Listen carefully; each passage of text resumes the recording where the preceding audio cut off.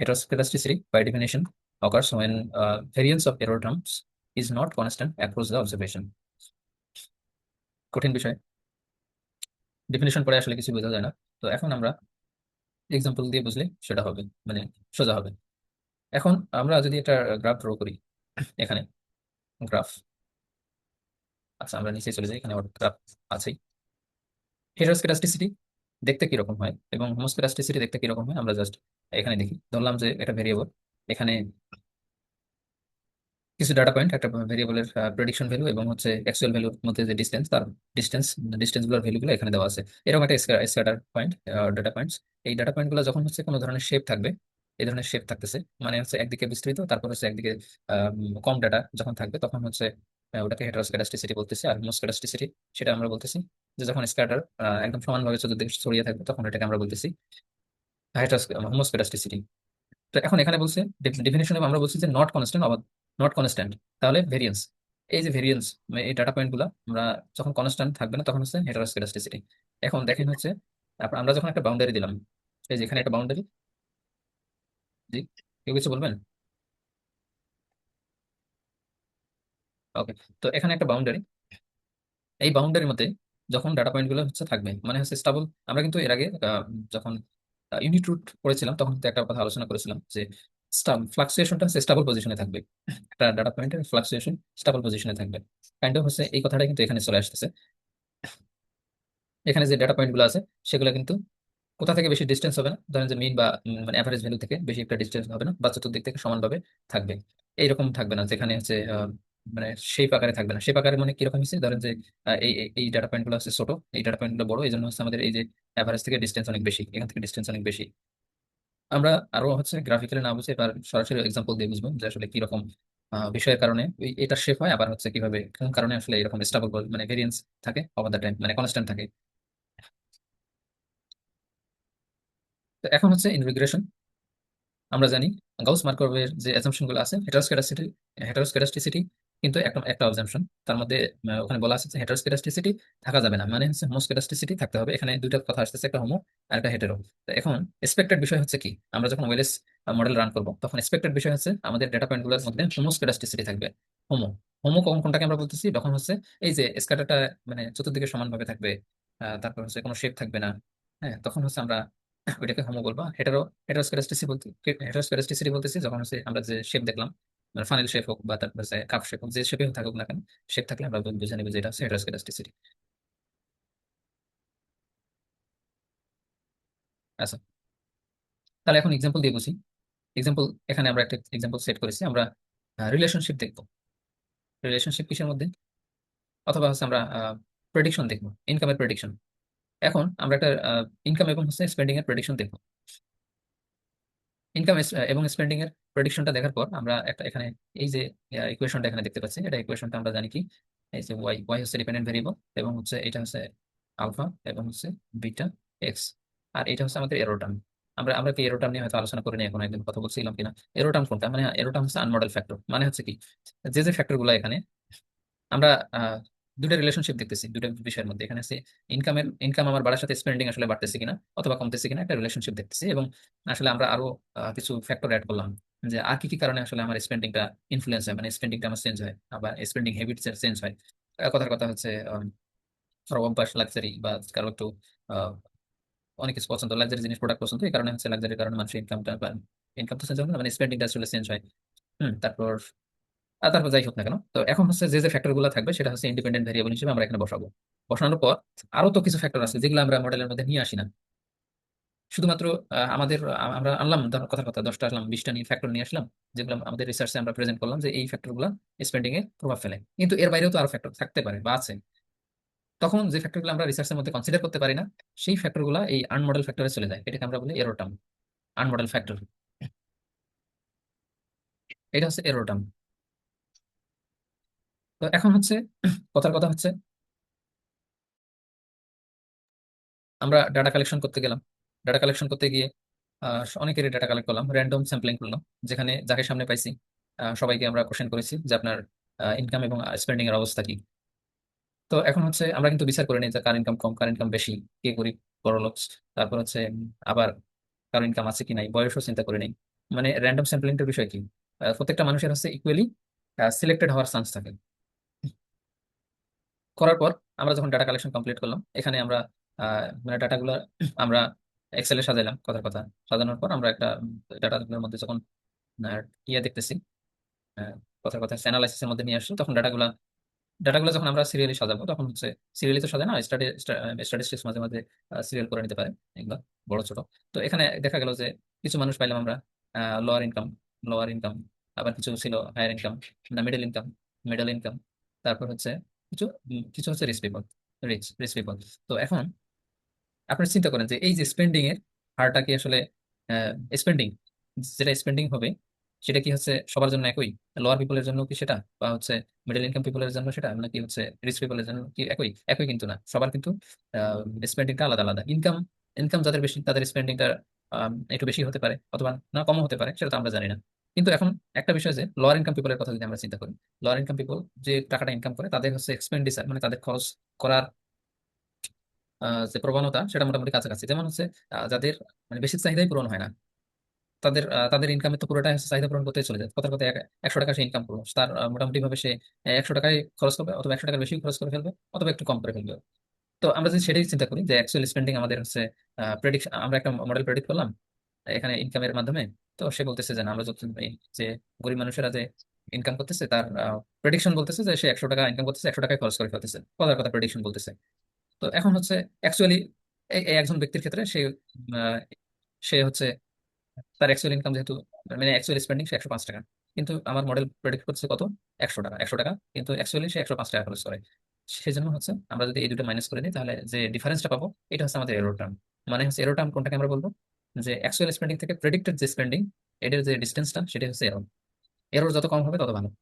তো এখানে কেউ কেউ দেখা গেল যে 100 টাকা নিচেও খরচ করে ফেলে, তো সেক্ষেত্রে আমরা দেখতেছি তাদের হচ্ছে -2। এখন এখান থেকে যে বিষয়টা আমরা বুঝতে চাচ্ছি সেটা সেটা কি, যখন আমরা দেখতেছি যাদের ইনকাম কম, তাদের সেই সব মানুষদের হচ্ছে যে প্রেডিকশনের একুরেসিটা কিন্তু বেশ ভালো হচ্ছে। মানে হচ্ছে কি, এরর কম হচ্ছে, মানে কি প্রেডিকশনটা ভালো হচ্ছে।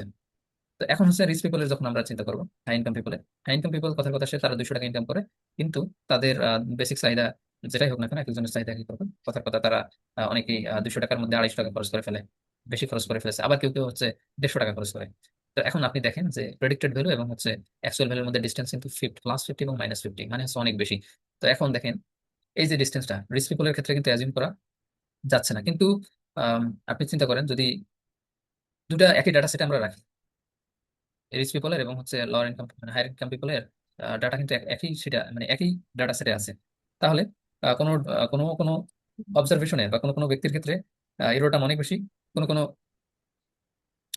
কোনো কোনো হচ্ছে ব্যক্তির ক্ষেত্রে এরোটা অনেক কম।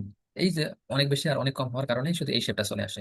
দেখেন এই শেপটা যখন আসতেছে, তখন যাদের হচ্ছে এরর কম, এই যে এরর কম যেটা আমরা 2 টাকা 5 টাকা দেখলাম, -2 +2, তাদের ইনকাম কথা কথা এটা, তাদের হচ্ছে প্রেডিকশন কথা কথা আমরা ধরলাম এটা হচ্ছে বেস্ট ফিট লাইন। এই বেস্ট ফিট লাইন থেকে তাদের হচ্ছে ডিস্টেন্সটা খুব বেশি না, অল্প।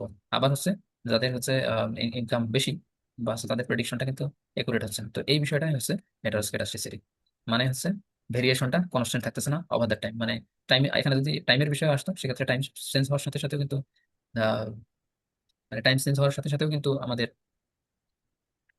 ভেরিয়েশনটা কিন্তু আহ, মানে এক কথায় হচ্ছে চেঞ্জ হয়ে যাচ্ছে। এবং আমরা যদি ব্যক্তি পর্যায়ে চিন্তা করি সেক্ষেত্রেও কিন্তু হচ্ছে চেঞ্জ হয়ে যায়। তো এই ক্ষেত্রে এটা হচ্ছে হেটারোস্কেডাস্টিসিটি এবং হোমোস্কেডাস্টিসিটির কনসেপ্ট। আচ্ছা, আপনাদের কি একটা কোশ্চেন ছিল। জি জি। এই ক্ষেত্রে যে মানে হেটারোস্কেডাস্টিসিটি যেটা আমরা দেখলাম যে মানে দুইটা আলাদা করা হচ্ছে ওই যে, মানে আমরা কি সেক্ষেত্রে ক্লাস্টার করে নিবো আলাদা? না না না, ক্লাসটা করার দরকার নেই। আমরা জাস্ট এখানে আমাদের যখন একটি ডাটা সেটের কথা আমরা চিন্তা করি, হ্যাঁ। তো এখন হচ্ছে এখানে যাই হোক, এখানে যদি আমরা এখন কথার কথা একটা ডাটা সেট চিন্তা করবো, এখন এই টেবিলের বাকি অংশ আমরা ধরে নিব যে এই টেবিলের বাকি অংশ হচ্ছে এটা। তো এখন এটা যদি 100 টাকা হয়, এটা যদি 100 টাকা হয়, আমরা তো প্রেডিকশন হচ্ছে 100 এভারেজ ইনকাম। প্রেডিকশন মানে কি, ও সবসময় এভারেজ ইনকাম, এভারেজটা বলে দেয় যে সবার জন্য সমান। তো এটা কি সবার জন্য আসলে সমান? সমান না। অ্যাকচুয়াল ইনকাম অনেকের বেশি কম, তখন কিন্তু 100 থেকে আমাদের হচ্ছে টোটাল মানে অ্যাকচুয়াল ভ্যালু থেকে আমরা যদি বাদ দিই তাহলে কত হচ্ছে, এখানে আবার 50 বা হচ্ছে এখানে প্রায় 150 বা এই ধরনের একটা বিশাল যে ডিফারেন্সটা আসলো। হ্যাঁ, সেটা আমাদের ক্লাস্টার করার দরকার নেই, ক্লাস্টার করবো না আমরা। একটা ক্লাস্টার করলে তো তারা গ্রুপ হয়ে যাচ্ছে, তাহলে তো আর হেটারোস্কেডাস্টিসিটি থাকতেছে না। কারণ হচ্ছে আমরা যদি যাদের হচ্ছে ইয়া মানে লোয়ার ইনকাম পিপলকে যদি আমরা এখানে রাখি, আবার হচ্ছে আলাদা একটা ডাটা সেটে যদি হচ্ছে হায়ার ইনকাম পিপলদের রাখি, তাহলে ডিফারেন্সটা কোথায় হচ্ছে? হচ্ছে না। একই ডাটা সেটে আছে বলে হচ্ছে তাদের ডিফারেন্সটা দেখা যাচ্ছে। এইটাই, এই যে এই ডিফারেন্সটাই হচ্ছে হেটারোস্কেডাস্টিসিটি। আমাদের স্ট্যাটিস্টিক্যাল ইস্যুর মধ্যে কি মানে হেটারোস্কেডাস্টিসিটির প্রবলেমটাকে রিডিউস করার জন্য বা এলিমিনেট করার জন্য, বেসিক্যালি এলিমিনেট তো আসলে করা যাবে না, রিডিউস করার জন্য সেক্ষেত্রে কি আমরা ক্লাস্টার কখনো করি না? কারণ হচ্ছে আমাদের মানে আমি যদি ইকোনমির দিকে তাকাই, করতে পারি। সেক্ষেত্রে মানে আমার হয়তো হায়ার ইনকাম পিপলের সংখ্যা কম্পারিটিভলি আমাদের মতো ডেভেলপিং কান্ট্রিতে কম্পারিটিভলি অনেক কম। হুম। তো সেই ক্ষেত্রে হয়তো দেখা যাবে যে না, আমি যদি হায়ার ইনকাম পিপলদেরকে একই ক্লাস্টারের মধ্যে নেই, মানে একই ডেটা সেটের মধ্যে নেই, তাহলে তো একটা মানে আমার যেই রেজাল্ট যেটা শো করবে, সেটা তো আসলে অ্যাকচুয়াল রেজাল্টকে রিফ্লেক্ট করতেছে না। তো সেই হুম। ক্ষেত্রে আমি কি করবো? আচ্ছা, এখানে হচ্ছে আমাদের হেটারোস্কেডাস্টিসিটি থাকলে এক ধরনের মডেল চুজ, আমরা মূলত হচ্ছে প্রেডিকশনের জন্যই আহ, এই এই যেটা শিখতেছি, আমাদের আমরা কি বলতেছি যে ওয়েলএস ওয়েলএস কি করতেছে, হেটারোস্কেডাস্টিসিটি সে অ্যাকসেপ্ট করবে না। তাকে আমাদের ডাটা হইতে হবে কি হোমোস্কেডাস্টিসিটি, মানে হচ্ছে ভেরিয়েন্সটা, মানে আমাদের যে এরোটা মোটামুটি ভাবে সব ডাটা পয়েন্টের জন্য সেম হইতে হবে। এই ক্ষেত্রে আসলে কি করা উচিত? এটা তো আমরা বুঝলাম হচ্ছে সার্ভে ডাটা দিয়ে। কারণ সার্ভে ডাটার জন্য এখন যদি আমরা ইয়ের কথা চিন্তা করি, মানে টাইম সিরিজ ডাটার কথা চিন্তা করি, তো তখন আমরা দেখবো যে এই যে এরোটাম বা হচ্ছে আমাদের ডাটা পয়েন্ট আজকেও যেমন থাকবে, আবার হচ্ছে এই যে ভেরিয়েন্সটা, এই যে ভেরিয়েশনটা, এটা 2010 সালেও যেমন থাকবে, সেটা হচ্ছে 2020 সালে গিয়ে তেমন ওই ভেরিয়েশনটাই থাকতে থাকতে হবে। মানে হচ্ছে চেঞ্জ হওয়া যাবে না। আর হচ্ছে যদি চেঞ্জ হয়, মানে যদি থেকে থাকে, সেক্ষেত্রে আমরা যদি এটা মডেলে অ্যাপ্লাই করি, তাহলে সেটা তো অবশ্যই ভালো রেজাল্ট আসবে না, কখনোই ভালো রেজাল্ট আসবে না। তখন আমাদের সেই মানে এই হেটারোস্কেডাস্টিসিটি হ্যান্ডেল করে, অথবা হচ্ছে এই হেটারোস্কেডাস্টিসিটি কনসিডার করে রেজাল্ট দেয় এমন ধরনের মডেল আমাদের চুজ করতে হবে। অথবা এই হেটারোস্কেডাস্টিসিটি মিনিমাইজ মিনিমাইজ করা যেতে পারে। মিনিমাইজ করা যেমন হচ্ছে আমরা লগ ফরমেশনে যদি ট্রান্সফর্ম করি, অনেক ক্ষেত্রে হচ্ছে হেটারোস্কেডাস্টিসিটি আর কি রিডিউস হয়ে যায়। যদি আবার যদি থেকে থাকে, তাহলে আমরা মডেল চেঞ্জ করব। মডেল চেঞ্জ করে আমাদের রেজাল্টটা নিয়ে আসতে হবে। আমরা চাইলে পরে ক্লাস্টার আসলে শুধু ডাটা পয়েন্টের সাইজ দেখে যদি আমরা বড়দের একখানে কলম ছোটদের ক্লাস্টার করা যেতে পারে। যেমন হচ্ছে আমরা যখন ইয়ে নিয়ে কাজ করতেছি, সেকেন্ডারি ডেটা নিয়ে ধরলাম কাজ করতেছি, স্পেন্ডিং এবং ইনকাম, সেক্ষেত্রে আমরা লোয়ার ইনকাম কান্ট্রির জন্য এক ধরনের অ্যানালাইসিস করতে পারি। ঠিক আছে, আমরা ওএলএসি করলাম, ওকে ফাইন। তো এখন ওএলএস করবো হচ্ছে লোয়ার ইনকাম পিপলের জন্য, আবার হচ্ছে high middle income, upper middle হোক লোয়ার মিডল হোক, এটা একটা গ্রুপে রাখলাম, এবং হচ্ছে আবার হচ্ছে হাই ইনকাম কান্ট্রিতে একটা গ্রুপে আমরা রাখলাম। এটা তো পরে অনেকেই করা যায়। আমিও বিশেষ করে আমার রিসেন্ট রিসার্চ গুলোতে এই কান্ট্রি ক্লাসিফিকেশনের মাধ্যমে কিছু দেখানো হয় আর কি। কারণ হচ্ছে এটা অবশ্যই একটা ভ্যালিড কোশ্চেন। কারণ আমাদের করা উচিত, কারণ প্রত্যেকটা কান্ট্রির হচ্ছে আহ, মানে কান্ট্রির যে ফ্যাক্টর গুলো, লোয়ার ইনকাম কান্ট্রির ইনস্টিটিউশন একরকম হয়, হায়ার ইনকাম কান্ট্রির ইনস্টিটিউশন একরকম হয়। তো তাদের আসলে অ্যাভারেজে নিয়ে আসলে আসলে হয় না, মানে এই রেজাল্টটা আসলে কতটা জাস্টিফাইড আসলে আমি জানি না। এই জন্য ক্লাস্টার যদি পসিবল হয় করা উচিত। স্যার বুঝতে পারছেন বিষয়টা? জি, থ্যাংক ইউ, থ্যাংক ইউ। আর এমনিতেই মানে আমাদের ওই যে হেটারোস্কেডাস্টিসিটির তাকে কমানোর জন্য বেসিক্যালি আমরা কি মানে লগই ব্যবহার করি, নাকি অন্য কোনো আহ, মানে মেকানিজম আমরা আসলে ইউজ আছে। করতে tools use অন্য করতে অন্য কোনো আমরা হচ্ছে শুধু লগে? আমরা হচ্ছে দুই ধরনের বিষয় বললাম। একটা হচ্ছে আমরা ডাটার মধ্যেই আমাদের হচ্ছে কারেক্ট হেটারোস্কেডাস্টিসিটি কমাই নিবো, নাকি হচ্ছে হেটারোস্কেডাস্টিসিটি কনসিস্টেন্ট যে মডেলগুলো আছে সেগুলো নিব। এটা হচ্ছে দুইটা বই আছে। আমরা চাইলে হচ্ছে আমরা শুধু ডিরেক্ট হচ্ছে ডেটা সেটে কমাবো, ডেটা সেটে আমরা হচ্ছে হেটারোস্কেডাস্টিসিটি রাখবো না। অথবা হচ্ছে 2 নম্বর মডেল, এমন এমন মডেল চুজ করবো যেগুলো হচ্ছে শুধুমাত্র হেটারোস্কেডাস্টিসিটি হ্যান্ডেল করবে, তার উপর বেস করে ডেভেলপ করা হয়েছে। যেমন হচ্ছে এক্সাম্পল যদি আমরা দিই, এফজিএলএস, এফজিএলএস, তারপর হচ্ছে পিসিএসই, প্যানেল কোরিলেটেড স্ট্যান্ডার্ড এরর, তারপর হচ্ছে তারপর আর ডিস ডিসকোল না ডিসকোল কেড়ে আছে, সেটা একটা মডেল আছে। এগুলো নর্মালি হচ্ছে হেটারোস্কেডাস্টিসিটি থাকলে এই মডেলগুলো ব্যবহার করতে হয়। আমরা যদি এইগুলো বাদে হেটারোস্কেডাস্টিসিটি প্রেজেন্ট আছে, কিন্তু আমরা চাইলে পরে অন্য কোনো মডেল যেমন আছে ফিক্সড ইফেক্ট আমরা চাইলে ব্যবহার করতে পারবো না। কারণ হচ্ছে এইটা হেটারোস্কেডাস্টিসিটি হ্যান্ডেল করে না। ওকে, থ্যাংক ইউ, থ্যাংক ইউ। ওকে, যাই হোক, এই বিষয়টা কিন্তু আমরা আগে আলোচনা করে ফেললাম, যদিও আমরা কিভাবে হেটারোস্কেডাস্টিসিটি থাকলে ফিক্স করতে হইতো সেই বিষয়টা আমরা যদিও শেষে আলোচনা করতাম। আচ্ছা, এখন হচ্ছে আমাদের দেখার বিষয় যে কিভাবে আমরা হেটারোস্কেডাস্টিসিটি ডিটেক্ট করব। কিভাবে ডিটেক্ট করব? আচ্ছা, হেটারোস্কেডাস্টিসিটি থাকলে কেন প্রবলেম হয় সেটা খুব সংক্ষিপ্তভাবে আমি বলি। এখানে আমরা এর আগে বলেছিলাম যে সেন্সিটিভ পয়েন্ট কি, রিগ্রেশন মডেলের সেন্সিটিভ পয়েন্ট হচ্ছে বিটা এবং হচ্ছে স্ট্যান্ডার্ড এরর। এখান থেকে আসলে সবকিছু প্রবলেম ক্রিয়েট মানে হয়। এর মাধ্যমে আমরা পাই পি ভ্যালু, পাই টি ভ্যালু, পাই আর স্কয়ার পাই। এই যতগুলো আছে ইন্ডিকেটর আছে, ফ্যাক্টর আছে আমাদের মডেলের একুরেসি মেজারমেন্টের জন্য অর জাস্টিফিকেশনের জন্য, সবগুলা হচ্ছে উৎস হচ্ছে বিটা। বিটা মানে কোফিশিয়েন্ট এবং হচ্ছে স্ট্যান্ডার্ড এরর। তো এখন আমাদের মডেলগুলো যদি এখানে প্রবলেম হয়ে যায়, মেইন ক্যালকুলেশন যেহেতু এগুলাই, তো এগুলা থেকেই যেহেতু ওগুলো আসে, এখানে প্রবলেম হলে এগুলোতে তো আমাদের যে ওই ওই বাকি যে ইয়াগুলো আছে, ভ্যালুগুলো আছে, সেগুলো অটোমেটিক্যালি চেঞ্জ চলে আসে। তো এখানে একটা বিষয় যে হেটারোস্কেডাস্টিসিটি থাকলে শুধুমাত্র স্ট্যান্ডার্ড এররের প্রবলেম হয়। হেটারোস্কেডাস্টিসিটি থাকলে শুধুমাত্র স্ট্যান্ডার্ড এররের প্রবলেম হবে, বিটা বিটা কিন্তু আনচেঞ্জ থাকবে। এখানে সমস্যা নেই, এখানে কোনো সমস্যা নেই, শুধুমাত্র সমস্যা হচ্ছে এখানে, এই জায়গায় সমস্যা। তো সে বিষয়টা এখানে বলা হয়েছে, শুধু স্ট্যান্ডার্ড এরর বায়াসড হবে। আবার হচ্ছে স্ট্যান্ডার্ড এররের কারণে আমাদের টি ভ্যালু পি ভ্যালু তো চেঞ্জ হয়ে যাবে। এবং এখানে আরো বলা হয়েছে coefficient remain unbiased, remain unbiased, কিন্তু ইনফারেন্সটা চেঞ্জ হয়ে যাবে। ইনফারেন্স বলতে আমরা জাস্টিফিকেশনের কথাটাই বলতেছি। তো এখন আমরা ডিটেক্ট করবো কিভাবে? ডিটেক্ট করার দুই ধরনের ওয়ে আছে, একটা গ্রাফিক্যাল মেথড ব্যবহার করে আমরা ডিটেক্ট করতে পারবো, এবং হচ্ছে টেস্ট, মানে ফর্মাল টেস্টের মাধ্যমে আমরা হচ্ছে ডিটেক্ট করতে পারবো। তো ঠিক আছে, আমরা যে কোনো একটা ডেটা সেট ইম্পোর্ট করি, টাইম সিরিজ প্যানেল অথবা হচ্ছে ক্রস সেকশনাল, যে কোনো একটা করলেই হবে, কারণ সব ধরনের ডেটার মধ্যেই হেটারোস্কেডাস্টিসিটি প্রেজেন্ট করতে পারে।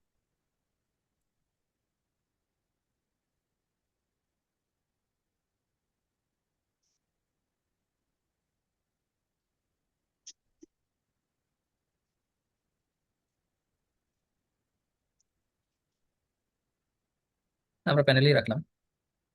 Okay, এখন আমরা প্রথমেই গ্রাফিক্যাল মেথড দেখবো কিভাবে গ্রাফের মাধ্যমে আমরা ডিসিশনটা নিতে পারি। তো এখন প্রথম স্টেপ কি গ্রাফিক্যাল মেথডে? প্রথম স্টেপে হচ্ছে রিগ্রেশন রান করে নিতে হবে। রিগ্রেশন রান করে নিয়ে তারপর হচ্ছে আমাদের একটা প্লট বের করে নিয়ে আসতে হবে। সেটা প্লটের নাম হচ্ছে আরভিএ প্লট। আরভিএ প্লটের মাধ্যমে আমরা সেটা দেখবো। এখন প্রথম স্টেপটা আমরা পার করে নিই। আমরা রিগ্রেশন রান করে নেব। রিগ্রেশন রান করার জন্য আমরা এর আগে দেখেছি যে আর ইজি অথবা রিগ্রেস, যে কোনো ভাবে লিখি আমরা। এরপর ডিপেন্ডেন্ট ভেরিয়েবল, ইন্ডিপেন্ডেন্ট ভেরিয়েবলস দিয়ে দেবো, দিয়ে দিলাম। আমাদের রান হয়ে গেছে রিগ্রেশন, রিগ্রেশন রান হয়ে গেছে, ওকে ফাইন। আমাদের রিগ্রেশন রেজাল্ট দেখার কোনো দরকার নেই। এরপর আমাদের সেকেন্ড স্টেপ আমরা ফলো করবো, আরভিএফ প্লট লিখতে হবে। আরভিএফ, আরভিএফ, আরভিএফ প্লট, আরভিএফ প্লট। এরপর আমরা একটু অপেক্ষা করবো, গ্রাফ জেনারেট হতে একটু সময় লাগে। হয়ে গেছে। এখন এখানে আপনারা দেখতে পাবেন যে এই ধরনের ডাটা পয়েন্টগুলো আমরা দেখতে পাচ্ছি। যদিও আমাদের টেক্সটে ছিল এই ধরনের একটা গ্রাফ, এটার মতো কিন্তু মোটামুটি আপনারা দেখেন দেখি যে হেটারোস্কেডাস্টিসিটি যে শেপ থাকতে হয়, হেটারোস্কেডাস্টিসিটি প্রেজেন্ট থাকার জন্য বা হোমোস্কেডাস্টিসিটি থাকার জন্য আপনারা এখান থেকে আসলে কি ধরনের কনক্লুশন আসলে টানতে পারেন? এখানে আদৌ কি কোনো শেপ আছে, নাকি শেপ নাই, নাকি স্ক্যাটার? এটা তো যদি ডান দিকে একটু কোন শেপ মনে হচ্ছে আর কি। কনসেপ্ট মনে আছে, তার মানে হচ্ছে আহ, আহ, এখানে এইটার মতো মিলে যাচ্ছে আর কি। তাহলে আমরা বলতে পারি এখানে কি হেটারোস্কেডাস্টিসিটি প্রেজেন্ট আছে। ওকে, হেটারোস্কেডাস্টিসিটি প্রেজেন্ট আছে কিনা সেটা দেখার মতো তো আরো ওয়ে আছে। তো আমরা এখান থেকে যদি ডিসিশন নেওয়া পসিবল হয় তাহলে ওকে ফাইন, যদি না পসিবল হয় তো সেক্ষেত্রে আমরা ফর্মাল টেস্টে যাবো। তো এখানে এরপর এখানে আরো কিছু অপশন আছে আমাদের, এখানে সেগুলো দিয়ে আরো কি কি করা যেতে পারে, যেমন হচ্ছে রিকাস্ট। রিকাস্ট ব্যবহার করে আমরা স্ক্যাটার নিবো নাকি ড্রপ লাইন নেবো, মানে আর কি ডট গুলো কি অবস্থায় নেবো, মানে এগুলো চেঞ্জ করার অপশন আছে রিকাস্ট। এবং হচ্ছে আবার কি কালার ব্যবহার করবো এই যে পয়েন্ট গুলো, সেটার জন্য এম কালার কমান্ডটা ব্যবহার করতে হবে। এবং আমরা যদি হচ্ছে জিরো বরাবর একটা লাইন টেনে দিই, মানে এরকম যে আমাদের এই এই গ্রাফগুলোর মতো যে লাইন আছে, সেগুলো যদি আমরা লাইন টানতে চাই সেক্ষেত্রেও আমাদের কি ব্যবহার করতে হবে, ওয়াই লাইন, মানে ওয়াই এর মধ্যে একটা লাইন ব্যবহার করতে হবে। সেটা যদি আমরা করি এখন, আহ, শুধুমাত্র কমা দিয়ে দিতে হবে ওয়াই লাইন। ওয়াই লাইন আমরা যেহেতু আমরা আমরা আমাদের যে লম্বা বরাবর যেটা থাকে সেটা সেটা হচ্ছে ওয়াই এক্সিস হয়। তো ওয়াই এক্সিস আমরা একটা জিরো লাইন দিয়ে দেবো। তো ওয়াই এক্সিস জিরো লাইন চলে আসছে, আমরা এখানে দেখতে পারি। আর অটোমেটিক কিছু বাউন্ডারি গ্রাফ তো আছেই, এই যে -5 থেকে হচ্ছে +5, এখানে আমরা যদি দেখি। আর হচ্ছে আমরা যদি এখানে এম কালার ব্যবহার করি, সেটাও একটু দেখে দিই। এম কালার, এই সেম কমান্ডের উপর আমরা জাস্ট এখানে পাশে এম কালার লিখে দেবো। এম কালার, কালার নেম যদি আমরা দিয়ে দিই হচ্ছে red, red, okay red colour চলে আসছে। তো এই আমরা চাইলে হচ্ছে প্রেজেন্টেশনের জন্য যে ধরনের কালার আমাদের দরকার হবে আমরা ব্যবহার করতে পারি। এখন আমরা এখান থেকে কনক্লুশন টানলাম যে হেটারোস্কেডাস্টিসিটি প্রেজেন্ট আছে, ওকে ফাইন। তো আমরা এখন ফর্মাল টেস্টগুলোর মধ্যে যাব। তো আমরা যে টেস্টটা প্রথমেই দেখতে পাচ্ছি সেটার নাম হচ্ছে ব্রুশ ব্যাগান কুইজ অথবা হচ্ছে কুইক উইজবার্গ টেস্ট।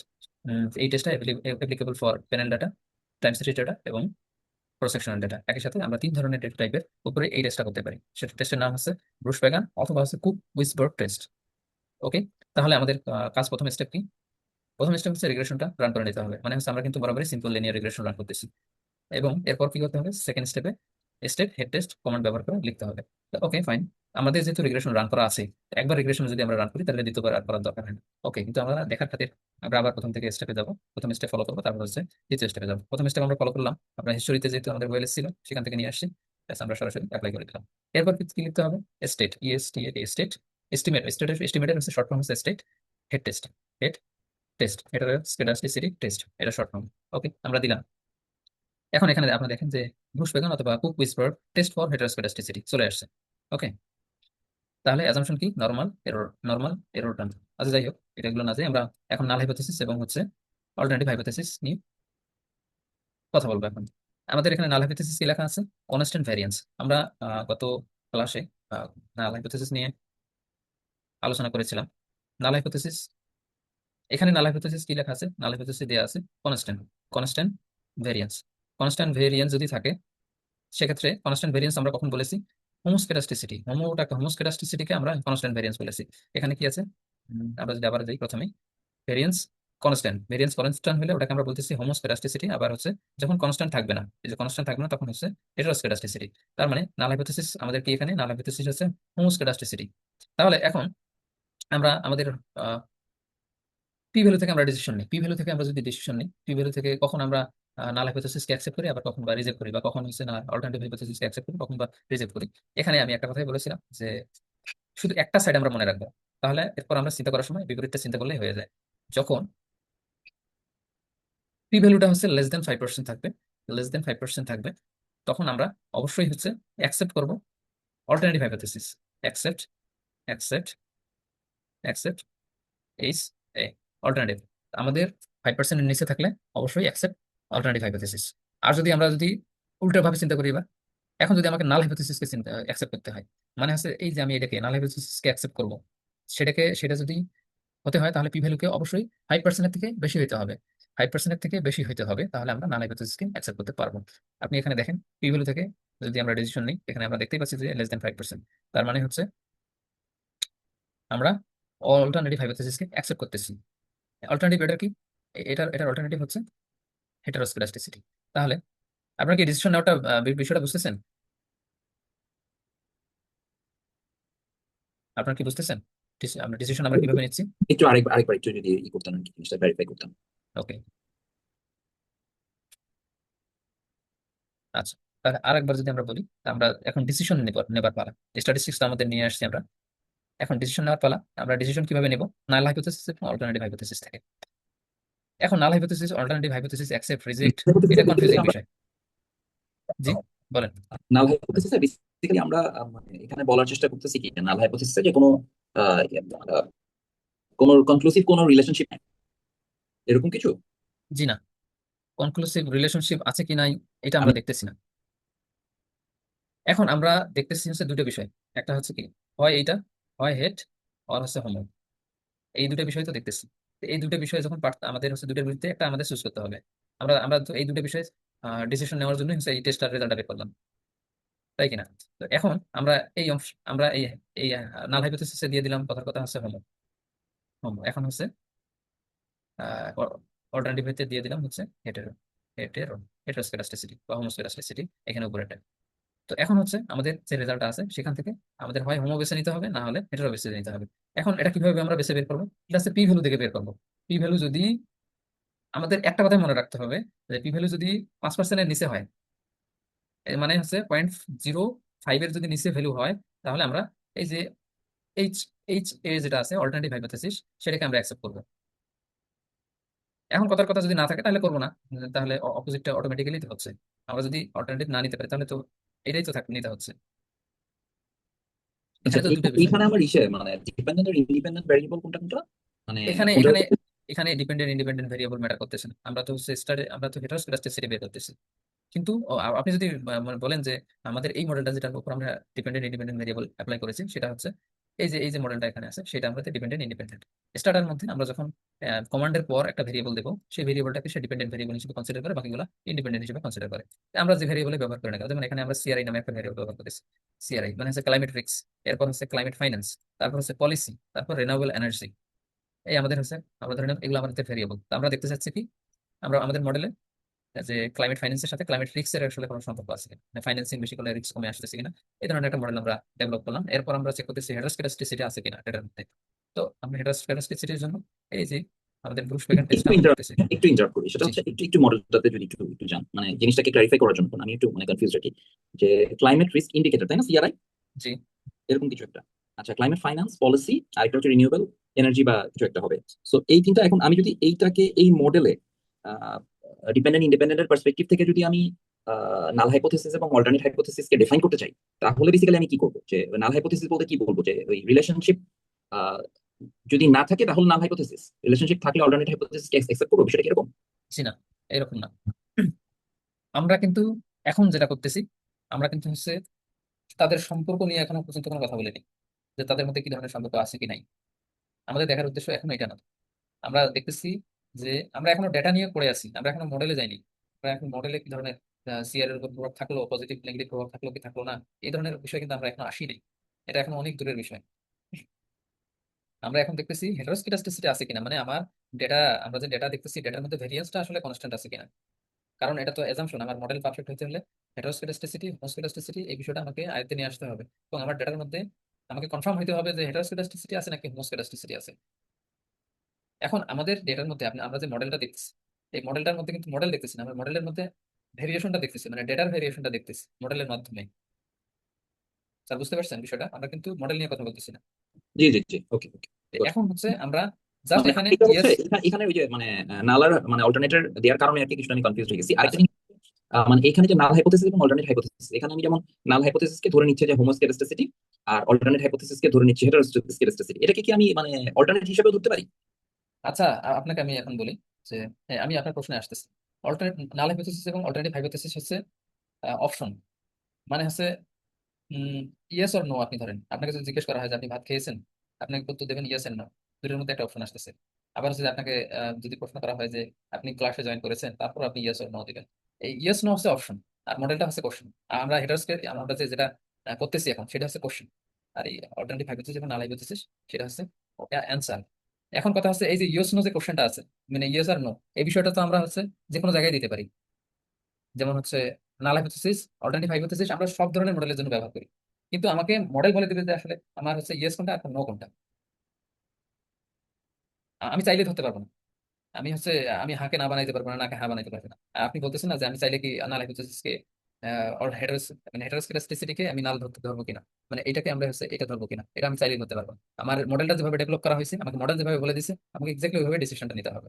এখানে বলা আছে, এখানে স্পষ্ট ভাবে বলা আছে যে নাল হাইপোথিসিস মানে H0 যেটা, সেটা হচ্ছে কনস্ট্যান্ট ভেরিয়েন্স, মানে হচ্ছে হোমোস্কেডাস্টিসিটি। এটা আমি চাইলে আমার কোনো মানে কোনো অপশনে নেই আমার হচ্ছে এর বাইরে যাওয়ার। Okay, got it got it got it, thank you.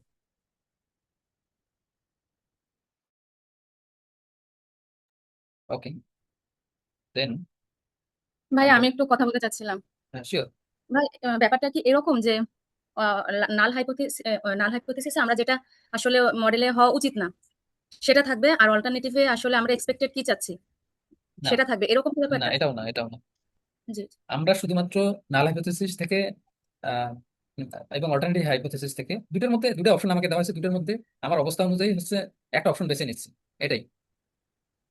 মানে ভালো খারাপ বিষয় না তো।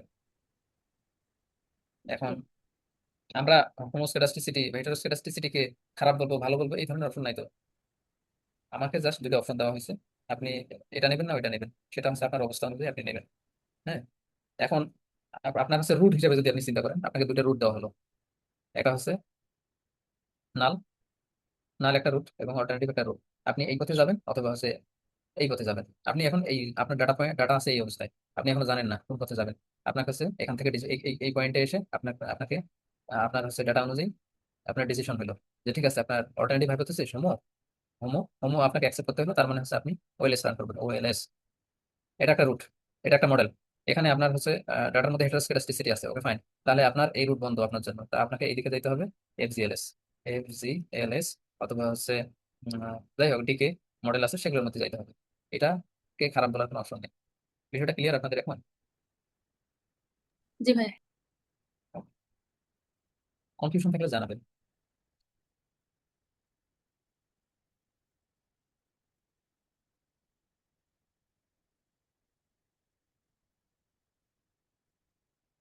এখন এখন আমরা কথা বলবো যে খারাপ আসলে কোনটা।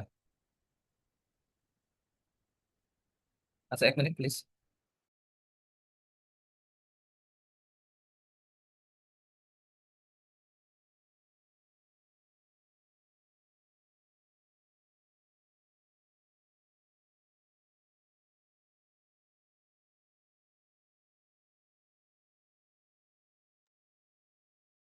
এখন হচ্ছে আমরা ডিসিশন নেওয়ার ক্ষেত্রে, আচ্ছা আমি যেটা বিষয়ে কথা বলতে যাচ্ছিলাম সেটা হচ্ছে আমরা কোন সময় হচ্ছে হেটারোস্কেডাস্টিসিটিকে খারাপ বলতেছি, এবং সেটা হচ্ছে আমরা যখন ওয়েলএস এর দৃষ্টিকোণ থেকে আমরা চিন্তা করতেছি। ওয়েলএস এর অ্যাজাম্পশন কি? ওয়েলএস এর অ্যাজাম্পশন হচ্ছে হেটারোস্কেডাস্টিসিটি থাকা যাবে না ডাটার মধ্যে। থাকা যাবে না কেন থাকা যাবে না? যদি থাকে সেটার হেটারোস্কেডাস্টিসিটি যদি থাকে তাহলে রেজাল্ট ভালো আসবে না। এই জন্য সে বলছে যে মানে অ্যাজাম্পশনে বলা আছে যে হেটারোস্কেডাস্টিসিটি থাকা যাবে না। আর যদি থাকে, ডাটার মধ্যে থাকতে পারে, কমন বিষয় হেটারোস্কেডাস্টিসিটি থাকা, তো তখন আমাকে এই অন্য মডেলে যাইতে হবে। সেটা সেটা হচ্ছে হেটারোস্কেডাস্টিসিটি কনসিস্টেন্ট। আমরা তো বললাম যে অনেক ধরনের মডেল আছে, সেগুলোতে যাইতে হবে। তো এখানে খারাপ একটাও না, মানে ডাটার মধ্যে থাকতেই পারে, মানে যেভাবে ডাটা থাকবে সেই অবস্থায় আমাকে মানে রুট চেঞ্জ করতে হবে, এই এক কথায় ডাটার অবস্থা বুঝি। রুট বলতে মডেলটা চেঞ্জ করতে হবে। তো ঠিক আছে, এখন এখান থেকে আমরা হেটারোস্কেডাস্টিসিটি পাইলাম। কিভাবে পাইলাম? আমরা যে স্ট্যাটিস্টিক্স পাইলাম সেটা হচ্ছে পি ভ্যালু <5%। <5% মানে হচ্ছে আমাকে অল্টারনেটিভ হাইপোথিসিস চুজ করতে হবে। অল্টারনেটিভ হাইপোথিসিস এখানে কি? এটা অল্টারনেটিভ কোনটা? এটার বিপরীতটা, যে কনস্ট্যান্ট ভেরিয়েন্স, এর বিপরীত হচ্ছে not constant variance, not constant. তো তখন হচ্ছে নট কনস্ট্যান্ট কখন? ওইটার আরেকটা নাম হচ্ছে হোমোস্কেডাস্টিস মানে হেটারোস্কেডাস্টিসিটি। এখন আরেকটা অপশন আছে, সেটা হচ্ছে alternative test, white test. White test আমরা আবার একইভাবে panel data, time series data এবং ক্রস সেকশনাল ডেটার মধ্যে আমরা রান করতে পারি। তো ঠিক আছে, প্রথম স্টেপ কি? প্রথম স্টেপ হচ্ছে রিগ্রেশন রান করে নিতে হবে। এরপর স্টেট, ইন টেস্ট, তারপর হচ্ছে কমা দিয়ে হোয়াইট অপশনটা ব্যবহার করতে হবে। তাহলে আমরা হোয়াইট টেস্টটা করবো। আমাদের যেহেতু রিগ্রেশন রান করা আছে, আমরা আবার করবো না, আমরা শুধু লিখবো স্টেট, তারপর ইন টেস্ট, হোয়াইট। হোয়াইট এই কমান্ডটা আমরা ব্যবহার করবো কিসের জন্য? হোয়াইট টেস্টের রেজাল্ট পাওয়ার জন্য। আমরা যদি রান করে দিই তাহলে কিন্তু আমরা এখানে রেজাল্ট পাবো হোয়াইট টেস্ট। এখানে কি লেখা আছে? হেটারোস্কেডাস্টিসিটি কি আছে? মানে নাল হাইপোথিসিস দেওয়া আছে হোমোস্কেডাস্টিসিটি, এবং হচ্ছে অল্টারনেটিভ দেওয়া আছে হেটারোস্কেডাস্টিসিটি। তাহলে আমরা এই দুটোর মধ্যে কোনটা নেব, কোন ডিসিশনটা নেব, সেটা ডিপেন্ড করবে হচ্ছে এই পি ভ্যালুর উপর। পি ভ্যালু কত আছে? পি ভ্যালু আছে আমাদের <5%। <5%, তাহলে <5% হলে এই অল্টারনেটিভ। আর যদি এই পি ভ্যালু যদি হচ্ছে মানে <5% হইতো, তাহলে আমরা চুজ করতাম এইটা হোমোস্কেডাস্টিসিটি। তার মানে আমরা এখন ডিসিশন নিচ্ছি যে হেটারোস্কেডাস্টিসিটি প্রেজেন্ট আছে। ওকে, আমরা এখানেও কনক্লুশন টানলাম যে এখানেও এটাও বলতেছে হেটারোস্কেডাস্টিসিটি। তারপর হচ্ছে আরো একটা বিষয় আছে। এখন আমরা ডাটার স্ট্রাকচার, যদি আমরা তো আগেরগুলো দেখলাম সব ধরনের ডেটার মধ্যে যায়, কিন্তু হচ্ছে প্যানেল ডাটার মানে একটা স্পেশাল টেস্ট আছে, সেটা হচ্ছে মডিফাইড ওয়াল টেস্ট। মডিফাইড ওয়াল টেস্টটা শুধুমাত্র প্যানেল ডাটার ক্ষেত্রে আমরা করতে পারবো। সেটা কিভাবে করতে হবে? এটার জন্য স্টেপ, এবার আমাদের হচ্ছে মডেল চেঞ্জ করে অ্যাপ্লাই করতে হবে। এবার হচ্ছে আমাদের ফিক্সড ইফেক্ট রিগ্রেশন রান করে নিতে হবে। ফিক্সড ইফেক্ট রিগ্রেশনের কমান্ড কি? এক্সটি রেগ কমান্ড, এটা হচ্ছে কমান্ড। আর বাকিটা হচ্ছে ডিপেন্ডেন্ট ভেরিয়েবল। তারপর হচ্ছে ইন্ডিপেন্ডেন্ট ভেরিয়েবলস, এখানে প্লুরাল করা আছে, মানে অনেক কটা ভেরিয়েবল যতটাই থাকুক।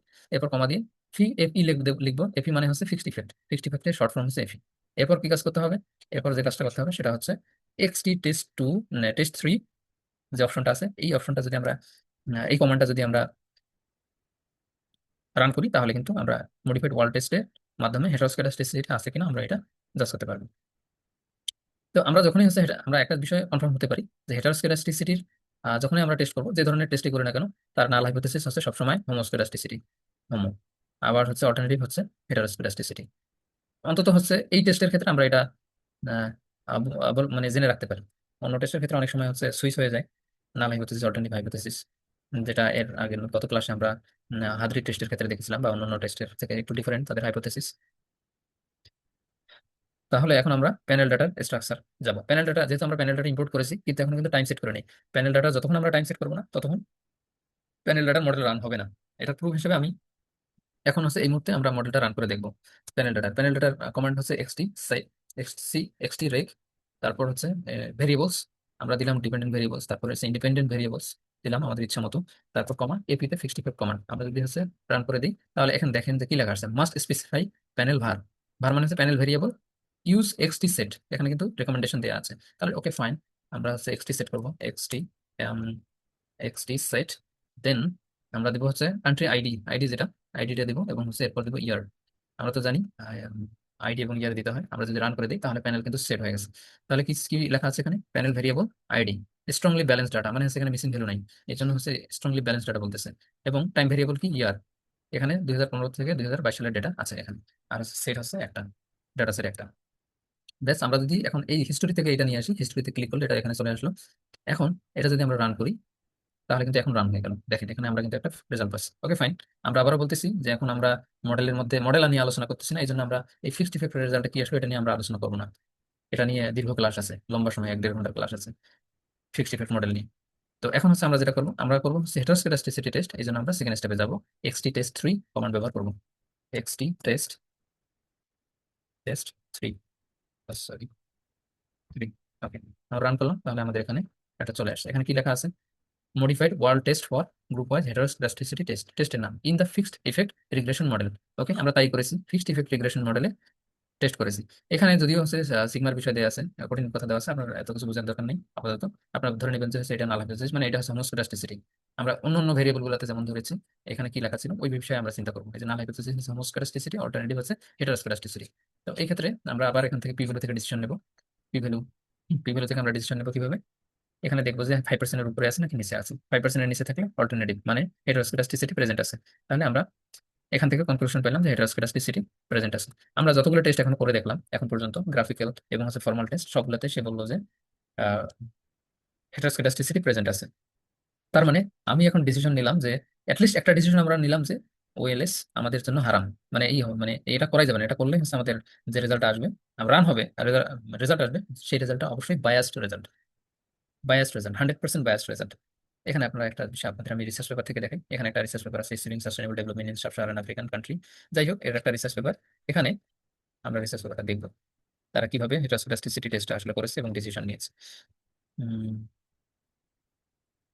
আচ্ছা, প্রথমে আমরা কি কি শিখেছি সেটা একটু রিভাইজ করি। প্রথম টেবল, মানে আমরা যদি মেথডোলজির পর আমরা রেজাল্টে আসি, রেজাল্টের মধ্যে প্রথম যে টেবলটা সেটা হচ্ছে ডিসক্রিপটিভ স্ট্যাটিস্টিক্স। আমরা আসলে কি ডিসক্রিপটিভ স্ট্যাটিস্টিক্স শিখেছিলাম?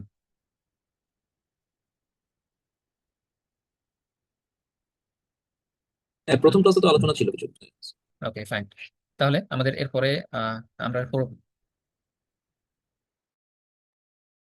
আমরা এরপরে শিখেছি ডাটা প্রবলেমের মধ্যে ক্রস সেকশনাল, সরি, মাল্টিকলিনিয়ারিটি শিখেছি, ক্রস সেকশনাল ডিপেন্ডেন্সি শিখেছি, ইনস্টিটিউট শিখেছি। তারপর হচ্ছে আজকে আবার শিখতেছি। তো এখানে আমরা আমরা কিন্তু যাই হোক, আমরা বিভিন্ন রিসার্চ পেপার বিভিন্ন ধরনের টেস্ট থাকে। তো আমরা এটা দেখতেছি, আমরা ক্রস সেকশনাল ডিপেন্ডেন্সি কিন্তু শিখে আসছি। ক্রস সেকশনাল ডিপেন্ডেন্সি শিখে আসছি, সেখানে আমরা যদিও এখানে ইন্ডিভিজুয়াল টেস্ট করা আছে, কিন্তু আমরা শিখেছিলাম যে পিসারানসিটি টেস্ট বা তারপর হচ্ছে ফ্রাগমেন্ট টেস্ট, ফ্রি টেস্ট, সেগুলো করা আছে। যে কোনো একটা করলেই হয়।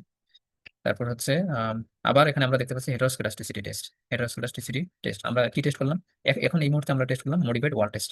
মডিফাইড ওয়াল টেস্টে যখন সে 1 নাম্বার, আমরা যদি দেখি তার 1 নাম্বার মডেলের ক্ষেত্রে কথার কথা ধরলাম, এখানে হেটারোস্কেডাস্টিসিটি প্রেজেন্ট আছে। তার মানে কি সিগনিফিকেন্ট লেভেল, একটা স্টার মানে কি সিগনিফিকেন্ট লেভেল 1%। আচ্ছা, আপনাদের সিগনিফিকেন্ট লেভেল নিয়ে কোনো আইডিয়া আছে কিনা? আপনারা কি বুঝেন যে এখানে যে সিগনিফিকেন্ট লেভেল 5%, 1% বা 10% কখন বলা হচ্ছে? আমরা যে বারবারই বলতেছি 5% এর নিচে, 10% এর নিচে, 1% এর নিচে, এটা হচ্ছে প্রবাবিলিটি ভ্যালু। আসলে এটা দেওয়া আছে। তাহলে এখানে 1 স্টার মানে আছে, মানে কি এখানে হচ্ছে 1% এর নিচে আছে আর কি। পি ভ্যালুটা তখন হচ্ছে 0 0 আছে, ধরে নিলেন যে 0 0 1 লেখা আছে, 0 0 1 মানে 1% এর নিচে আছে আর কি। তো এখন আমরা কথার কথা, এখানে সে হচ্ছে হেটারোস্কেডাস্টিসিটি প্রেজেন্ট আছে। এখন প্রেজেন্ট থাকার পর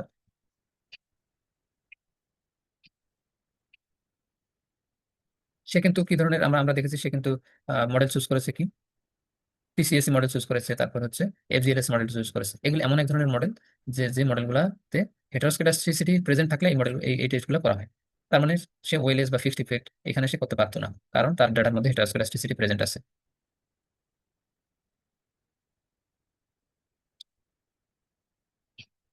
তাহলে আমরা হচ্ছে ছিল একটা মানে একটু এটা, জি, সেটা হচ্ছে আমরা যে যখন টেস্ট করলাম আর কি, যেমন প্রথমে হচ্ছে বিজ্ঞান টেস্ট করলাম, তারপরে হচ্ছে আমরা হোয়াইট টেস্ট করলাম। এরকম কি কখনো হয় যে না, মানে দুইটা টেস্টে কোনো একটা টেস্টে হয়তো যেটাকে আমার রিপ্রেজেন্ট করতেছে হোমোস্কেডাস্টিসিটি হিসাবে, আবার আরেকটা টেস্ট আমি যখন করলাম তখন সেটাকে দেখাচ্ছে হেটারোস্কেডাস্টিক? হ্যাঁ অবশ্যই এরকম হতে কি কখনো হয়? অবশ্যই হতে পারে। হ্যাঁ অবশ্যই হতে পারে।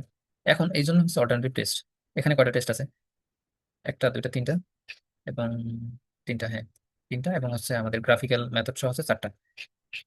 এই যে 4টা টেস্ট আমরা যে করলাম, 4টা টেস্টে আমরা যদি এখন মনে করি যে মেজরিটিটা দেখবো, তাহলে আমরা ডিসিশন নেওয়ার ক্ষেত্রে এখানে মেজরিটির বিষয় আসতে পারে, গণতন্ত্রের বিষয় আসবে। কারণ হচ্ছে যেহেতু এগুলো সব অল্টারনেটিভ টেস্ট, তো অল্টারনেটিভ টেস্ট মানে কি, আমি আমার যেটাতে উল্টো রেজাল্ট আসবে, আমি যেটা এক্সপেক্ট করতেছি তার বাইরে যেটা আসবে সেটা ক্ষেত্রে শুধু কনসিডার করলে হবে না। তো আমরা দেখবো যে যেখানে ম্যাক্সিমাম ক্ষেত্রে মানে যেটাতে রেজাল্ট আসতেছে ওইটা আমরা অ্যাকসেপ্ট করবো আর কি। আবার আরেকটা বিষয় আছে যে আমরা প্যানেল ডাটা, কথার কথা আমরা প্যানেল ডাটা নিয়ে রিসার্চ করতেছি। প্যানেল ডাটার মধ্যে প্যানেল ডাটার স্পেসিফিক টেস্ট এটা। তো প্যানেল ডাটার ক্ষেত্রে আমরা কিন্তু এই যে টেস্টগুলো দেখতে পাচ্ছি, এখানেও কিন্তু প্যানেল ডাটা টেস্ট করতে পারতেছি। আবার হচ্ছে এখানেও উম কোথায় গেল, এখানেও কিন্তু আমরা প্যানেল ডাটা টেস্টটা করতেছি। তো যদিও হচ্ছে এগুলো সবার জন্য অ্যাপ্লিকেবল, কিন্তু আমাদের স্পেসিফাইড যে টেস্টটা আছে প্যানেল ডাটার জন্য, আমরা সেটাকে একটু বেশি প্রাধান্য দেবো। যেমন হচ্ছে এই রিসার্চ পেপারটাতে দেখেন, সে কিন্তু হচ্ছে অন্যান্য টেস্ট না নিয়ে আসছে, প্যানেল ডাটা যেহেতু এটা অ্যানালাইসিস করতেছে, তো সেক্ষেত্রে সে কিন্তু এই মডিফাইড ওয়াল টেস্টটাকেই কিরকম সমস্যা নিয়ে হচ্ছে? আসছে। লাগে তোমার 40 বস্তা কেন? নাকি 22 বস্তা? যাই হোক, 22 তো একটা এটা যা লাগবে ওটা তো দাম বাড়ে না, কিন্তু ধোঁয়া হয়ে গেছে যা। একটা মাইক্রোফোন বন্ধ রাখবেন কাইন্ডলি। আচ্ছা, স্যার বিষয়টা বুঝতে পারছেন এখন মানে ক্লিয়ার আপনার? হ্যাঁ, থ্যাংক ইউ, এমনিতে ক্লিয়ার আমার। কিন্তু যদি প্যানেল এটা না হয়, হয়তো প্যানেল ডাটা না হলে মনে তো আপনার উপরে হচ্ছে দুটো অপশন, কি বলবো? হ্যাঁ অপশন অপশন আপনার জন্য দুইটা, এবং হচ্ছে গ্রাফিক্যাল মেথড। এখন দুইটার মধ্যে যদি একটা কনফিউজ হয়ে যায়, সেক্ষেত্রে আপনাকে রিসার্চার হিসেবে ডিসিশন নিতে হবে যে আসলে আপনি কি করবেন। যদিও আপনি মনে করেন যে হচ্ছে দুইটা দুই ধরনের রেজাল্ট আসলো, যদিও মনে হয় না যে আসবে বা আসতে পারে, বাট গ্রাফিক্যাল বিষয়টা তো আরো এখানে, তারপরে আমাদের তিনটা অপশন থাকতেছে। আর গ্রাফ তো আপনাকে হচ্ছে উল্টাপাল্টা রেজাল্ট কখনোই আসবে না। গ্রাফিক্যালি আমাদের সবসময় যেটা রেজাল্ট সেটাই চলে, মানে ভিজুয়াল রিপ্রেজেন্টেশন থেকে আমরা ডিসিশনটা নিতে পারবো তখন। আর আপনি দেখেন এখানে খেয়াল করেন, সব ধরনের ডাটার মধ্যে কিন্তু একই ধরনের স্ট্যাটিস্টিক্স আসছে, এভাবেই আসবে যেহেতু অল্টারনেটিভ টেস্ট, এদের principle same. Hmm. Okay, thank you, thank you. Okay, তাহলে আমাদের ফিক্সের বিষয় আসতেছে। ফিক্সের বিষয়ে প্রথমেই আমরা যদি চিন্তা করি, রোবাস্ট স্ট্যান্ডার্ড এরর ব্যবহার করে আমরা কিন্তু ফিক্স করতে পারি। আমরা ওএলএস রান করব, ঠিক আছে। ওএলএস ওএলএস রান করার পর আমাদের হচ্ছে একটা এডিশনাল অপশন ব্যবহার করতে হবে, সেটা হচ্ছে রোবাস্ট স্ট্যান্ডার্ড এররের জন্য। যেমন হচ্ছে আমরা এখানে ওএলএস রান করেছিলাম, ওএলএস রান করেছিলাম, সেই ওএলএস থেকে আমরা যে রেজাল্টটা পেয়েছি, সেই রেজাল্টটা পেলাম, এই রেজাল্টটা কিন্তু আমাদের জন্য অ্যাপ্রোপ্রিয়েট রেজাল্ট না। কারণ হচ্ছে এটা স্কলাস্টিসিটি প্রেজেন্ট আছে। তাহলে আমরা যদি এখন কমা দিয়ে রোবাস্ট লিখে দিই, রোবাস্ট মানে হচ্ছে আমরা রোবাস্ট স্ট্যান্ডার্ড এরর ব্যবহারের একটা অপশন ব্যবহার করলাম, তখন যে রেজাল্ট আসলো এটা এখন অ্যাপ্রোপ্রিয়েট রেজাল্ট, মানে হচ্ছে আপনারা দেখেন রোবাস্ট স্ট্যান্ডার্ড এরর, মানে হেটারোস্কলাস্টিসিটির কারণে যে প্রবলেম ঘটার কথা ছিল, সেই প্রবলেমটা কিন্তু সে হ্যান্ডেল করে ফেলছে এই যে স্ট্যান্ডার্ড এররের বিষয়টা। এটা একটা সলিউশন।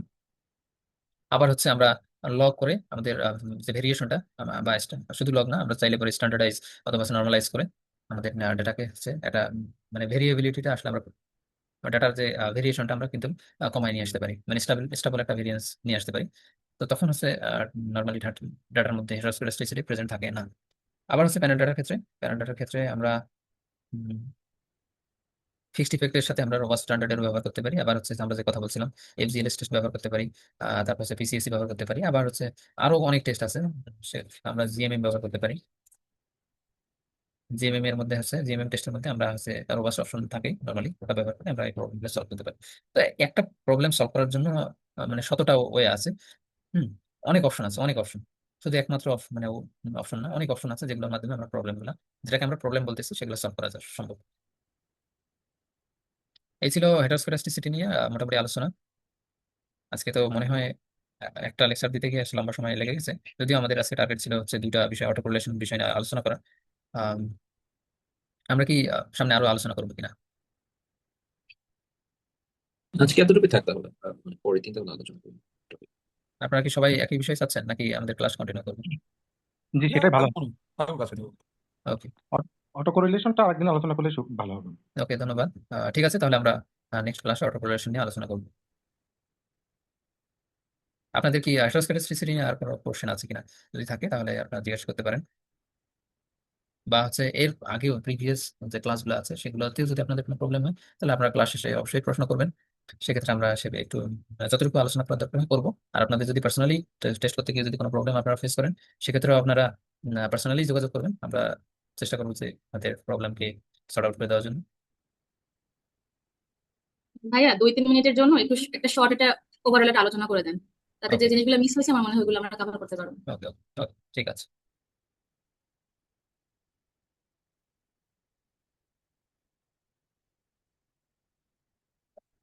তাহলে হেটারোস্কেডাস্টিসিটি বলতে আমরা কি বুঝলাম? হেটারোস্কেডাস্টিসিটি হচ্ছে ভেরিয়েশনটা কনস্ট্যান্ট থাকবে। ভেরিয়েশন আমরা কোনটাকে বলতেছি? আমাদের এরর, যে আমাদের এরর আমরা আবার কোনটা বলতেছি? এরর বলতেছি হচ্ছে আমাদের অ্যাকচুয়াল ভ্যালু থেকে প্রেডিকশন মডেলের মাধ্যমে যে আমরা প্রেডিকশন পাচ্ছি, সেই প্রেডিকশন ভ্যালু যে ডিস্টেন্সটা, সেটা হচ্ছে এরর। সেটা হচ্ছে সব ডাটা পয়েন্টে বা আমরা যদি ইয়ার চিন্তা করি, সব ইয়ারে একই থাকবে। বা ইন্ডিভিজুয়ালের কথা যদি আমরা চিন্তা করি, সব ব্যক্তির ক্ষেত্রে সমান হবে। এটা হচ্ছে হোমোস্কেডাস্টিসিটি কন্ডিশন, যখন সমান থাকবে। আর যদি সমান না থাকে, ভেরিয়েশনটা মানে কনস্ট্যান্ট না থাকে, তাহলে আমাদের আহ, সেটা হবে হেটারোস্কেডাস্টিসিটি। আমরা যদি ইয়ার দিয়ে চিন্তা করি, এখন কথার কথা আমরা, এইটা হচ্ছে 2010 সাল, এটা হচ্ছে 2025 সাল। এখন এই যে ভেরিয়েশনটা আছে, আমরা ভেরিয়েশনটা দেখতেছি চেঞ্জ হয়ে যাচ্ছে বা বিভিন্ন সময় চেঞ্জ হয়ে যাচ্ছে। চেঞ্জ হয়ে যাওয়ার কারণে যে ভেরিয়েশনটা আমরা এখানে দেখতে পাচ্ছি ডাটা পয়েন্টগুলোর মধ্যে, আমরা যদি এটা এটা টান দিই যে এটা এভারেজ লাইন, এভারেজ থেকে যে ডিস্টেন্সটা যত চেঞ্জ হবে, এটা যদি কনস্ট্যান্ট থাকে, এই বাউন্ডারির মধ্যে থাকে, কথার কথা একটা ইনভিজিবল বিষয়, একটা আর বাউন্ডারি ধরলাম, এই বাউন্ডারির মধ্যে যদি থাকে, সেটা হচ্ছে 10 সালেও যদি বাউন্ডারির মধ্যে থাকে, আবার হচ্ছে 20 সালে গিয়েও এই যে ভেরিয়েশনটা হচ্ছে 2025 সালে গিয়েও সেম থাকে, তখন আমরা ওইটাকে হোমোস্কেডাস্টিসিটি বলতেছি, মানে কনস্ট্যান্ট ভেরিয়েন্স বলতেছি।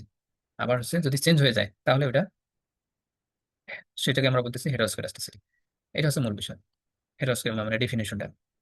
এখন আমরা এই যে ভেরিয়েশনটা, এই যে আমরা ভেরিয়েশনটার কথা বললাম, এটা কিন্তু আমরা গ্রাফের মধ্যে দেখতেছি। সেটা হচ্ছে গ্রাফিক্যাল মেথড ব্যবহার করে। গ্রাফিক্যাল মেথডে আমরা কি করেছি? প্রথমে রিগ্রেশন রান করে নিয়েছি। রিগ্রেশন রান করার পর আরভিএফ প্লট আমরা রান করেছি। আরভিএফ প্লটের মাধ্যমে আমরা হচ্ছে একটা প্লট পেলাম, যেখানে কিছু ডেটা পয়েন্ট পেলাম, সেটা হচ্ছে স্ক্যাটার ডেটা পয়েন্ট পেলাম। স্ক্যাটার যদি আমরা জানি কি, স্ক্যাটারটা যদি ফানেল শেপে থাকে, তাহলে আমরা সেটাকে হেটারোস্কেডাস্টিসিটি হিসেবে গণ্য করবো। তাহলে এইরকম যদি থাকে, এই যেমন ফানেল শেপ হয়, যে দিকে ফানেল শেপ থাকুক না কেন, রাইট সাইড অথবা লেফট সাইড স্কিউড হোক না কেন, সেটাকে আমরা হেটারোস্কেডাস্টিসিটি ধরবো। আর যদি হচ্ছে আমরা গ্রাফ যদি এরকম পাই, আমাদের ডাটা পয়েন্ট গুলো একটু মানে ছড়ানো ছিটানো আছে, কোনো শেপ আমরা লক্ষ্য করতে পারতেছি না, তখন সেটাকে আমরা হোমোস্কেডাস্টিসিটি বলবো, কনসিডার করবো। ওকে, দেন আমরা যদি কনফিউজ হয়ে যাই, গ্রাফ থেকে আমরা তারপরে ডিসিশন নিতে না পারি, তখন আমরা আসবো ফর্মাল টেস্টে। ফর্মাল টেস্টে আমরা কি করলাম? ব্রুশ বেগান টেস্টের মাধ্যমে আমরা হচ্ছে ডিসিশন নেব। ডিসিশনটা কিভাবে নেব? ডিসিশন নেওয়ার জন্য আমরা আলোচনা করেছি যে নাল হাইপোথিসিস এবং অল্টারনেটিভ হাইপোথিসিস থেকে একটা আমাদের বাছাই করে নিতে হবে, হয় নালকে কনসিডার করতে হবে, নাহলে অল্টারনেটিভ হাইপোথিসিস কনসিডার করতে হবে। এখন আমরা এখন যদি আরো সহজভাবে বলি, আমরা হচ্ছে নাল হাইপোথিসিস কে কার নিকনেম বলতেছি? আমরা হোমোস্কেডাস্টিসিটির নিকনেম হচ্ছে নাল হাইপোথিসিস, এবং হচ্ছে অল্টারনেটিভ হাইপোথিসিস এর নিকনেম হচ্ছে হেটারোস্কেডাস্টিসিটি। এখন আমাদের এই যে পি ভ্যালু থেকে যা স্ট্যাটিস পি ভ্যালু থেকে আমাদের ডিসিশনটা নিতে হবে যে আমরা কোন নামে, মানে কোনটাকে আমরা অ্যাকসেপ্ট করবো। এখন এই পি ভ্যালু যদি ভ্যালুটা যদি হচ্ছে 5% এর নিচে আসে, তাহলে আমরা এই অল্টারনেটিভটাকে নেব। আর যদি হচ্ছে পি ভ্যালুটা 5% এর বেশি আসে, তাহলে আমরা এইটাকে চুজ করবো, মানে হোমোস্কেডাস্টিসিটি, বা আমরা যদি নিকনেম ধরে ডাকি যে নাল হাইপোথিসিসকে অ্যাকসেপ্ট করবো আর কি। একইভাবে সবগুলা মডেলের ক্ষেত্রে আমরা এভাবে ডিসিশনটা নেব। আবার হচ্ছে হোয়াইট টেস্টের ক্ষেত্রে একইভাবে আমরা ডিসিশন নেব। হোয়াইট টেস্ট এবং হচ্ছে ব্রুশ বেগান টেস্ট, এগুলো হচ্ছে সব ধরনের ডেটা স্ট্রাকচারের ক্ষেত্রে এটা অ্যাপ্লিকেবল, যেমন হচ্ছে time series data, panel data, তারপর হচ্ছে ক্রস সেকশনাল ডাটা, এবং সবারই হচ্ছে ডিসিশনগুলো একইভাবে হবে, মানে নাল হাইপোথিসিস হোমোস্কেডাস্টিসিটি থাকবে এবং অল্টারনেটিভ হাইপোথিসিস হেটারোস্কেডাস্টিসিটি থাকবে। তাই দুটোর মধ্যে আমাদের একটা বাছাই করে নিতে হবে পি ভ্যালু থেকে। এখন এরপর আসতেছি আমরা মডিফাইড ওয়াল টেস্টটা শুধুমাত্র প্যানেল ডাটার জন্য এটা হচ্ছে প্রপোজ করা হয়েছে, মানে স্টাবলিশ করা হয়েছে। তো এখন হচ্ছে আমরা এর আগে কিন্তু সিম্পল লিনিয়ার রিগ্রেশন রান করেছি ওএলএস এর ক্ষেত্রে, মানে অন্যান্য টেস্টের ক্ষেত্রে। ওএলএস ওএলএস হচ্ছে আমাদের সিম্পল লিনিয়ার রিগ্রেশন আমরা রান করেছি। এরপর আমরা যখন স্পেসিফিক ভাবে মডেল প্যানেল ডাটার জন্য টেস্ট করতেছি, এই জন্য আমাদের প্যানেল ডাটা টেস্ট করে, মানে প্রথমে ফার্স্ট স্টেপে প্যানেল ডাটা টেস্ট হচ্ছে, তারপর হচ্ছে আমাদের এই ওয়ার্ড টেস্টের হচ্ছে কমান্ডটা ব্যবহার হচ্ছে। এটা হচ্ছে ফিক্সড ইফেক্ট মডেল রান করেছি। মডেল রান করার পর আমরা রেজাল্ট নিয়ে মাথা ঘামাইনি, না ঘামিয়ে আমরা সরাসরি ওয়াল টেস্টে গেছি। ওয়াল টেস্ট থেকে আমরা ডিসিশন, মানে আমাদের রেজাল্ট যেটা আসছে, পি ভ্যালু আসছে, পি ভ্যালু থেকে আমরা হচ্ছে ডিসিশন একইভাবে নেব। যদি 5% এর নিচে হয়, তাহলে আমাদের কি অল্টারনেটিভ হাইপোথিসিসকে অ্যাকসেপ্ট করবো, আর যদি পি ভ্যালু বড় হয় 5% এর থেকে, তখন হচ্ছে নাল হাইপোথিসিস অ্যাকসেপ্ট করবো। নাল হাইপোথিসিস কি ছিল? হোমো হোমোস্কেডাস্টিসিটি। আর হচ্ছে অল্টারনেটিভ কি ছিল? হেটারোস্কেডাস্টিসিটি। এখন আমরা মোটামুটি যদি ধরে নিলাম যে হেটারোস্কেডাস্টিসিটি প্রেজেন্ট আছে, এখন ফিক্স করার বিষয়, মানে উপায় কি? ফিক্স করার উপায় মানে খুবই কমন একটা ওয়ে হচ্ছে হেটারোস্কেডাস্টিসিটি কনসিস্টেন্ট স্ট্যান্ডার্ড এরর। মানে এমন একটা আমরা স্ট্যান্ডার্ড এরর চুজ করবো কমান্ডের মাধ্যমে, সেটা দিয়ে হেটারোস্কেডাস্টিসিটির কারণে যে ধরনের প্রবলেম ক্রিয়েট হওয়ার কথা সেই ধরনের প্রবলেম গুলো ক্রিয়েট আর হবে না। আবার হচ্ছে কি আমরা আরেকটা উপায় কিভাবে সলিউশন করতে পারি সেটা হচ্ছে, আচ্ছা আরেকটা বিষয় আমি এখানে বলে রাখি, আমরা হেটারোস্কেডাস্টিসিটি আজকে নিয়ে প্রবলেম নিয়ে আলোচনা করলাম, এবং আমাদের দুইটা দিন বা দুইটা চ্যাপ্টার আছে শুধু হেটারোস্কেডাস্টিসিটি থাকলে কিভাবে সলভ করা যাবে কি ওই মডেলগুলো নিয়ে আমাদের আলোচনার বিষয় আছে। যেমন মানে যত ধরনের হেটারোস্কেডাস্টিসিটি কনসিস্টেন্ট মানে মডেল আছে মোটামুটি ভাবে আমরা কভার করবো। পাশাপাশি আমরা আমরা এফজিএলএস যেটা নিয়ে কথা বলছিলাম সেটা আমরা কভার করবো। আপনারা কোর্স কন্টেন্টে দেখবেন যে এফজিএলএস এর মডেলের বিষয় কিন্তু আমাদের এখানে আছে। এরপর আমরা আর কিভাবে করতে পারি, যে ট্রান্সফরমেশন অফ ভেরিয়েবল, আমরা ভেরিয়েবল গুলোকে ট্রান্সফর্ম করে মানে হচ্ছে চেঞ্জ করে আমাদের যে মডেলের যে আমাদের ডেটার যে ভেরিয়েবিলিটি সেটা আমরা কমাই নিয়ে আসতে পারি। এবং আর কি করা যেতে পারে, সেটা তো আমরা বললামই। প্যানেল ডাটার ক্ষেত্রে যদি আমাদের চেঞ্জ করতে হয়, প্যানেল ডাটার ক্ষেত্রে আমাদের ওই একইভাবে রোবাস্ট স্ট্যান্ডার্ড এরর আমরা ব্যবহার করব। আবার হচ্ছে মডেল চুজ করবো এফজিএলএস, এটা আমরা হচ্ছে করব। এবং হেটারোস্কেডাস্টিসিটি কনসিস্টেন্ট আরো কিছু মডেল আছে, WLS ওয়েটেড লিস্ট স্কোয়ার, উম, তারপর হচ্ছে আর কি আছে, এই যে হেটারোস্কেডাস্টিসিটি কনসিস্টেন্ট রিগ্রেশন আছে, সেগুলো আমরা শিখবো। এবং আমরা অবশ্যই এটা শিখবো না, পিসিএসসি, এটা হচ্ছে আমাদের এই মানে আমাদের কোর্সের আসলে বাইরের বিষয়। এই জন্য আসলে আর এগুলো হচ্ছে একটু মানে লং ডিসকাশনের বিষয়। তো সেক্ষেত্রে আমরা হচ্ছে এফজিএলএস টা সুন্দরভাবে বুঝবো। যে আপনারা এখানে দেখেন যে এখানে কিন্তু এটা ভালো রিসার্চ পেপার, এখন এখানে কিন্তু এফজিএলএস টেস্ট আমরা এখানে করেছি, এফজিএলএস টেস্ট আমরা শিখবো। ওকে, এই ছিল মোটামুটি বিষয়। এখন আপনাদের বিষয়টা ক্লিয়ার কিনা?